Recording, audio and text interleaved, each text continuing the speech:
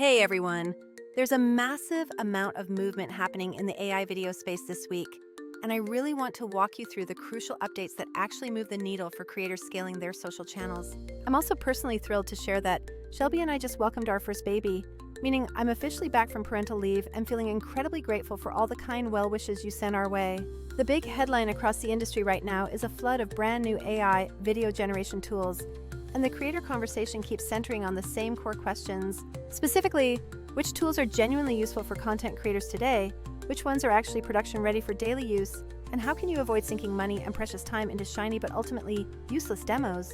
I've been putting a handful of these brand new platforms through rigorous testing, and today I'll compare what they do well, where they invariably fail, and most critically, when you should absolutely be reaching for a different solution, like Vizard instead. Let's start with the much talked about Mary, developed by Moon Valley, which has a very interesting foundational pitch. The main selling point here is its engine being powered by what they claim is fully licensed video footage, delivering 1080p output at 24 frames per second, although the clips are generally limited to just 5 to 10 seconds in length. That emphasis on data licensing is a significant theoretical advantage, especially for production houses deeply concerned about any potential training data claims that plague other models. However, in practical application, the perceived quality has to ultimately outweigh the promises made on paper, and that is where things get complicated quickly. What I observed were some initial frames that look incredibly convincing, almost perfectly mimicking real live-action footage at a quick glance. But as soon as you watch the motion for more than a few seconds, those subtle visual artifacts and inconsistencies immediately start popping up everywhere. Areas with complex movement often break down entirely. Background figures can suddenly warp into unrecognizable shapes, and the model frequently makes characters move their mouths even when no audio was intended. While the 1080p resolution is certainly a noticeable improvement over some of the older 720p tools we've seen, the short clip length combined with render times that often stretch into several minutes is a major bottleneck. For high-end filmmakers or agencies needing concept visualization for pitches, the licensing comfort might make Mary appealing for early testing, but it is not ready to be integrated into a reliable, high-volume main production pipeline right now.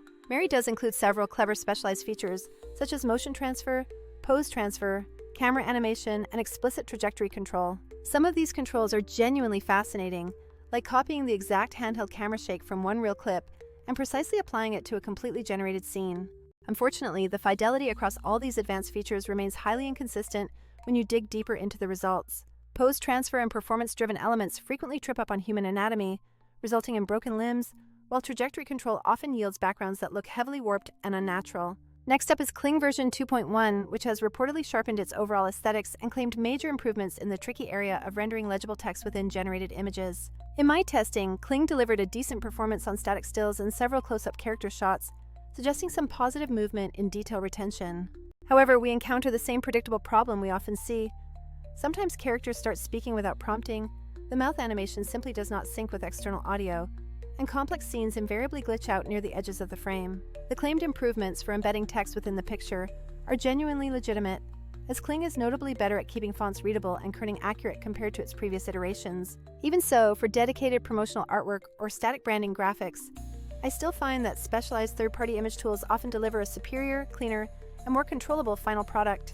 Ultimately, Kling's current strengths seem to lean heavily towards quick, single-shot creative experiments rather than supporting the demands of a reliable, episode-scale content pipeline. Moving on to Google's offering, Vio, which, based on my current testing, stands out as the most consistently reliable across the widest variety of complex text prompts. It demonstrates a superior ability to follow intricate directions, manages mid-level camera motion with more coherence, and generally maintains scene continuity for longer durations. The major trade-off, as is often the case with Google's bleeding-edge tech, involves extremely limited access and the potential for significant costs, which may not align with high-volume social clip creation. While Vio is fantastic for generating high-quality concept proofing or premium test renders, it currently lacks the one-click power needed to be the day-in, day-out content machine that most creators desperately need. Then there's Runway Act 2, which introduces a concept so wild it's almost unbelievable, mapping full real-time capture of pose, facial expressions, and even finger movement directly onto generated characters. Their initial marketing demos showcased results that looked absolutely jaw-dropping and revolutionary for the industry landscape.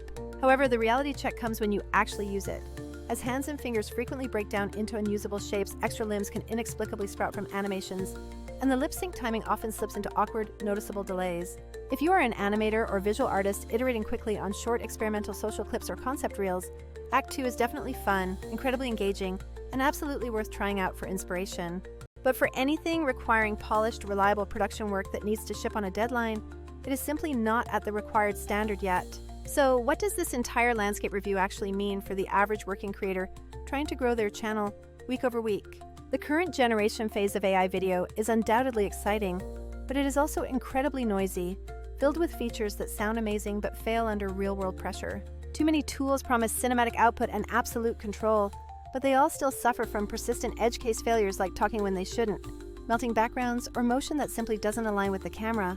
This is precisely why a fundamentally different approach makes far more sense for the majority of working creators right now who need consistency above all else. The key is to stop trying to replace every single shot with a flaky generated asset. Instead, you must propagate the inherent value from what you already have, your long-form, high-quality footage. The real focus should be on automating the messiest and most time-consuming parts, the editing, the targeted clipping, and the multi-platform publishing schedule. This brings us to Vizard, which isn't positioned as another video generator, but rather as the essential utility designed to transform long videos into a constant, high-performing stream of perfectly sized short-form content. When those flashy AI generators are proving unreliable, creators still possess mountains of high-value material, like lengthy interviews, panel discussions, and detailed tutorials just waiting to be mined for gold. Vizard's three core strengths are the practical, battle-tested features that fundamentally scale the content workflow for serious creators and teams. The first pillar is automatic editing for viral clips, where the AI intelligently pinpoints the moments most likely to perform well, the best jokes, key reveals, or the most quotable sound bites. This eliminates the agonizing process of manually scrubbing through hours of footage just to find those tiny pockets of shareable gold for your socials. The second strength is the auto-scheduling feature, allowing you to set a consistent posting cadence across all your chosen platforms and let the system queue and publish the clips automatically. This effectively removes that constant, draining grind of manually uploading and managing individual posts across TikTok, Reels, and Shorts every single day. Finally, the content calendar provides a centralized hub where you can manage, review, tweak, and ultimately approve everything before it goes live, maintaining crucial human oversight. But let's move beyond just a list, because understanding what using this system actually feels like in practice changes everything for a creator's daily energy.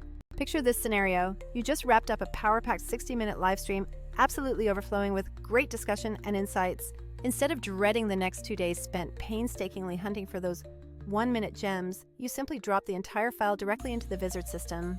The AI immediately scans the whole recording, intelligently pulls out 30 or 40 genuinely promising segments, and suggests platform-optimized titles and captions for each one. You then take a quick skim, make any minor tweaks to the copy, or trim a second here or there, approve the batch, and tell it your desired posting frequency.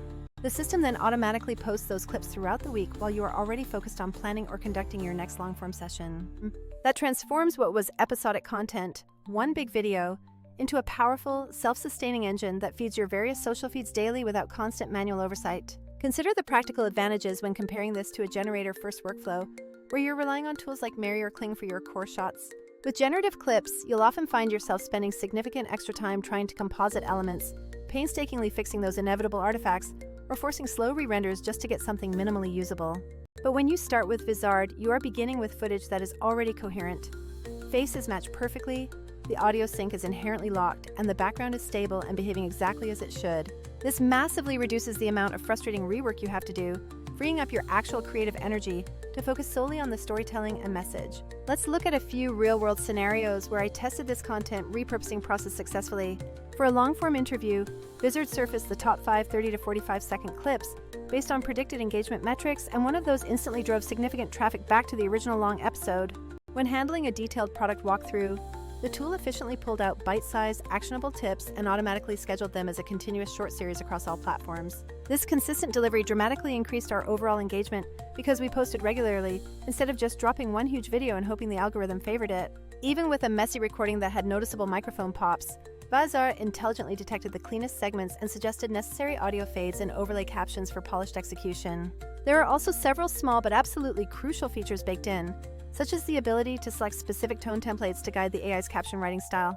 You maintain granular control over choosing the specific aspect ratios required for each platform, ensuring perfect native formatting every time a clip is packaged.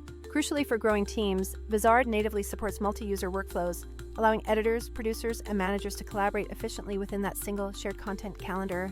Now let's briefly discuss the financial side versus the time savings you experience when making your choice. Most generative models are priced based on usage, billing you per render, which can rapidly lead to unpredictable and surprisingly large surprise bills when you seek dozens of small variations. Vizard's pricing structure is intentionally oriented around creators and teams who need a predictable cadence of clips, giving you far fewer surprise invoices to worry about.